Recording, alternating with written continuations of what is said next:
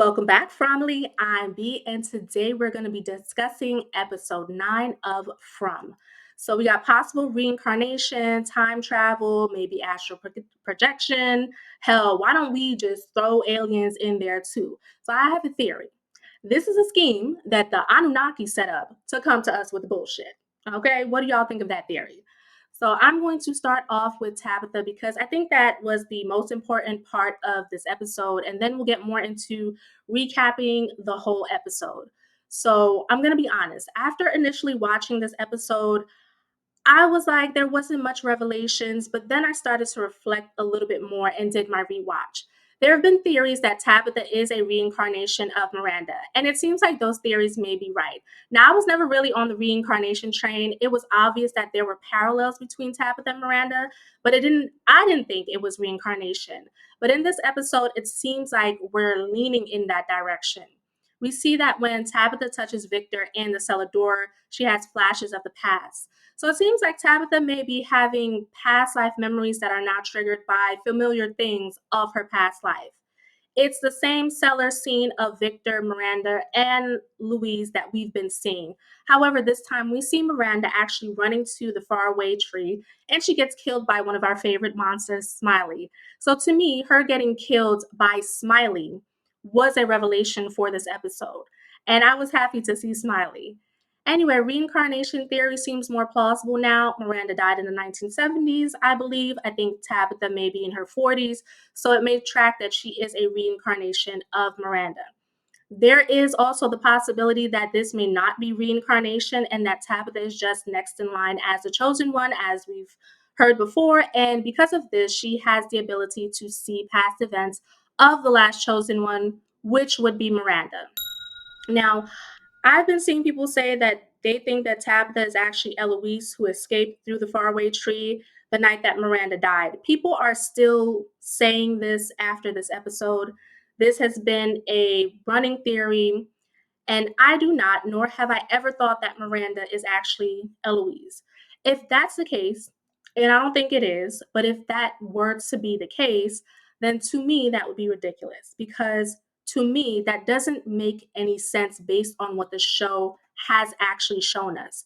Tabitha being a reincarnation of Miranda makes more sense, especially after watching this episode. So, first off, the child actress that plays Tabitha and the one that plays Eloise are not the same. So there's that. And then Victor and Eloise are close in age. Maybe they're around 1 to 2, at most 3 years apart. Tabitha and Victor are not close in age at all. So some people are saying that once Eloise escaped from Fromville, her memories of Fromville became repressed due to the trauma, and she was adopted by a Latino family, which explains her accent. And this doesn't make sense to me because, first of all, Tabitha has a accent that is very thick. I mean, how old was Eloise when she escaped? I think anywhere between 9, 11. They don't give us the ages, but she looks around 9 to 11 years old. So if she was adopted by a Latino family, her accent would not become that thick. She may have learned Spanish, but Tabitha speaks like someone who grew up in a Spanish household and a country. So I've said it before that there are also different ethnicities, right? So if this is the direction that the writers and the casting directors are going, then they messed up because why not just get a white actress whose ethnicity isn't Latino? So this theory of her being Eloise just doesn't hold up for me. Now I am open to being wrong.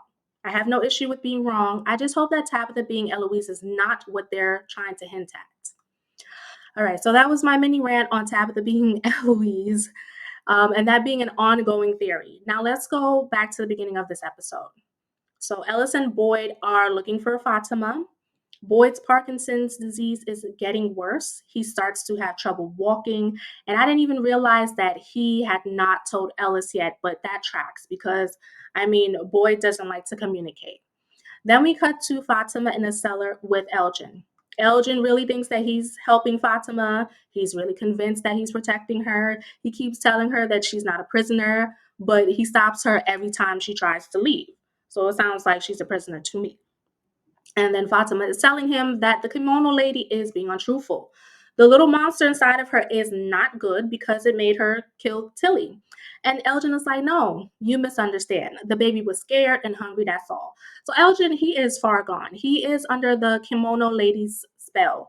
Elgin thinks that the baby helped them before. He recounts that the night that he found out that she was pregnant, he remembered his dream, and that helped Boyd save the town.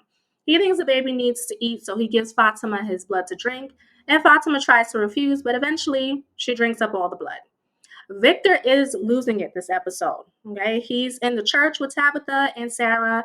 He blames himself for his mother getting killed, and again, it is not Victor's fault. Miranda was already on a mission when she got to Fromville. So Tabitha grabs Victor to stop him from leaving, and that's when she feels something. So this is the beginning of her visions. And Sarah clocked that something was up with Tabitha. At this point, Tabitha doesn't know what's going on, but as mentioned earlier, we see her remembering the events of the past, which is of Miranda. Julie is being checked out by Christy and Marielle at the clinic. Jim and Ethan are with her, and she doesn't give full information about what she saw when she time traveled, but she did mention to Jim that she was in the woods with Randall. So I thought Jim was going to go to the basement and cuss out Randall, but he actually didn't. So this episode, we see some growth in Jim. He is seeking his own answers by talking to Randall calmly, and even Randall thought that he was coming down there to play Father of the Year. And Randall was like, I am not in the mood for it. But no, Jim was talking to him calmly. He wasn't being aggressive. He even made the decision to fully support Tabitha, and he's being slightly more attentive to the children. So going back to Randall, Randall is hearing the cicadas and it stops when Jim comes in. Randall doesn't think they're going to survive this, but Jim, he doesn't accept that. So I wonder why Randall seems to be the most impacted by what happened. We barely see anything with Marielle unless they haven't shown it to us yet. I like the theories that Randall and or all three of them are sleeper agents that are going to be activated to cause chaos in the town. Now, at Colony House, Donna is having memories of Fatima, which leads to her decision not to tell the town that Fatima killed Tilly. She views Fatima as a light for the town, as a source of hope, and she doesn't want to ruin that for the townsfolk. So there's a scene where Boyd tells Ellis about his Parkinson's disease and other things that he's experienced. And I think Ellis was a little jealous that Kenny knew this information before him. Then one of the monsters taunts Boyd and he gets riled up. And what the monster lady did was nothing for him to get all riled up about, but he's under a lot of pressure, so I guess I understand. Next, we see Sarah is finishing up the little trinket that her brother gave her. I think it broke when Kenny threw out her stuff, so she was fixing that up. And she hears voices for the first time since the ruins. She goes to the station to inform Ellis and Boyd. And thank goodness that she's communicating about this. So the voices told her that something took Fatima, and I noticed that she said something instead of someone. So Elgin physically took her, but this is being orchestrated by a thing, which is the kimono lady. Sarah said that they want them to know that she's close and that she's afraid and that they were laughing because they know they won't find her in time. She can't be saved. Before that, Fatima tried to escape from the cellar, but it was the worst escape attempt ever. She wasn't able to get past Elgin. Back at Colony House, Victor is crashing out. He's throwing all his stuff out the window. Clara's trying to talk him down. So is Kenny and Acosta, but Victor's on a mission. He's determined. He wants to chop down the faraway bottle tree. And Boyd is also at Colony House, and he tells Donna everything that Sarah said. Thank goodness. And Donna calls a meeting. Both Boyd and Donna tell the townsfolk about Fatima being missing, and they arrange search parties of two. Elgin is just sitting in the back looking sus as ever. Meanwhile, Fatima's pregnancy is accelerating. Her stomach is getting bigger, but she's still in pain even after drinking blood. She finds a secret area on the floor, but is having trouble opening the hatch. And I wonder if that hatch that she's trying to open is going to lead to where the monster's cave is. So everyone's searching in pairs. Boyd is with Kenny and he informs him that his Parkinson's is getting worse. He wants to know he wants to know that he can depend on Kenny to take care of his family when he dies. And Kenny agrees to be his deputy again. Child, Kenny is more useful than his own son. I just want to know, why would Kenny need to take care of grown ass people? But okay.